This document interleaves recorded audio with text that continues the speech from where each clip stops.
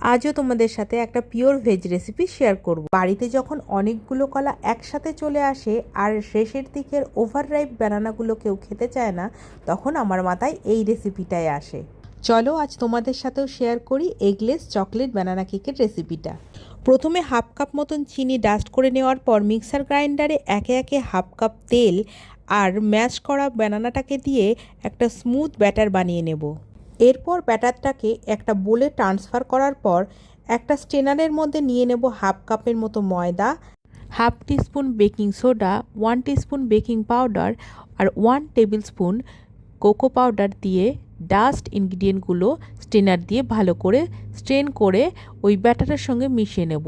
ব্যাটারটা যদি ঠিক হয়ে যায় কিছুটা দুধ মিক্সড করে কনসিস্টেন্সিটা অ্যাডজাস্ট করে নেব। এরপর ব্যাটারটিতে কয়েক ফোঁটা ভ্যানিলা এসেন্স আর পছন্দ মতো ড্রাই ফ্রুট মিক্সড করে একটা কেক টিনের মধ্যে ব্যাটারটাকে ট্রান্সফার করে নিতে হবে। এরপর প্রিহিট করা ওভেনের মধ্যে 180 ডিগ্রি সেলসিয়াসে 25 থেকে 30 মিনিটের মতন বেক করে নিলেই রেডি হয়ে যাবে এগলেস বানানা কেক। মাত্র কয়েকটা স্টেপ ফলো করেই এরকম চটজলদি বানানা কেকটা বেশ ভালো খেতে হয়।